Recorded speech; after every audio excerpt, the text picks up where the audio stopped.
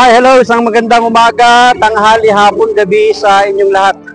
Anong oras man ninyo napapanood ang video ito, tayo po muli ay tutunghay ng ating pagbasa para naman sa araw po ng Lunes, June 17, 2024. Hahanguin po natin ang pagbasa sa Ebanghelyo ni San Mateo, Kabanatang 5, mga talatang 38 hanggang 42.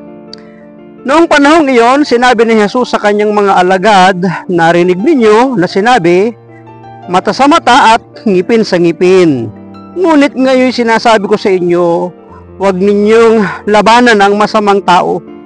Kung may sumampal sa iyo sa kanang pisngi, iharap mo pa sa kanya ang kabila.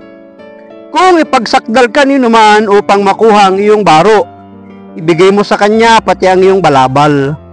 Kung sa pilitang ipapapasan sa iyo ng manlulupig ang kanyang dala ng 1 kilometro, pasanin mo ito ng 2 kilometro. Magbigay ka sa nanghihingi sa iyo at huwag mong pahindian ang nanghihiram sa iyo. Pagpalain po ng Diyos ang pagkabasa ng kanya pong mabuting balita. Ang refleksyon or pagsasadiwa ay hahanguin po natin sa Aklat ng Simbahay 2024. Huwag ninyong labanan ang masamang tao. Bakit kaya ito yung mga katagang binibitawan ng ating Panginoon sa kanyang mga tagasunod? Na huwag labanan ang masamang tao.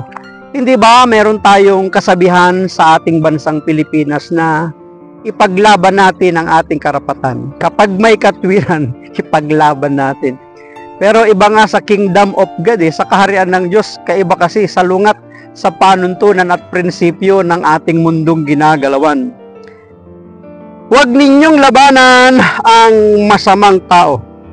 Lex talionis o batas ng paghihiganti. Ang sinaunang pamamaraan ng hustisya. Nabasa naman natin, ngipin sa ngipin, mata sa mata. Kung ano ang kinuha, yun din ang kabayaran. Kung ano ang inutang, yun din ang kabayaran. Diba? Lumang tipan. Kung ano ang krimeng nagawa, yun din ang kaparusahan, mata sa mata at ngipin sa ngipin. Makikita ito sa kauna-unahang sistema ng batas, ang Code of Hammurabi. Nakaukit sa isang bloke ng bato noong 20 BC sa Babylonia. Hindi ko pa ito nakita, nabasa ko lang ngayon. Ayan. So ito yung batas ng mga kapanahunan sa lumang tipan. No? Maraming kaharian at bansa noong una ang may ganitong pananaw at patakaran. Totoo at hanggang ngayon umiiral po ito.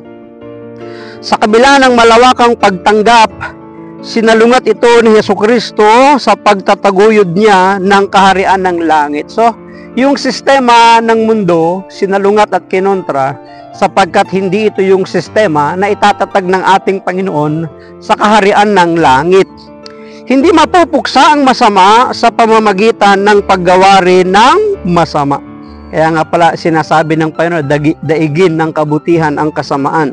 Pagpanig lang sa masama ang gawaing ito at mawawaglit natin ang paninindigang nabibilang tayo kay Kristo. Walang katapusang paghihiganti ang maaaring mangyari. Dito nga din sa ating bansa, di ba? May mga panahon na napapanood tayo at sa totoong buhay na isa sa pelikula, yung vendetta, di ba? Ubusan ng lahi. Walang kapatawaran sa isa't isa, walang pagpapatawad, walang demandahan, walang kasunduan, ubusan ng lahi, di ba? Ang pwersa ng kadiliman ang nagbibigay o ang nabibigyang puwang na ikapapahamak ng lahat. Kay Kristo, mahalagang mahinto ang daluyong ng kasamaan. Hahayaang umimpis at mawalang parang bula ang lakas nito sa paanan ng pag-ibig. Ang pagtanggap, ang pag-unawa, pagtitiis at pagtitimpi bilang tugon na punong-puno ng pagpapahalaga sa kapwa. Kaya nga kung mapapansin natin, iba ang pamamaraan ng ating Panginoon. Ibigin mo ang iyong kaaway at ipanalangin pa ang mga umuusig sa iyo. Maraming salamat at pagpalain po tayo ng ating Panginoon, ang akin lamang palaging sambit. I love you with the love of the Lord. Bye-bye and bye-bye. Thank you. Thank you for your smile.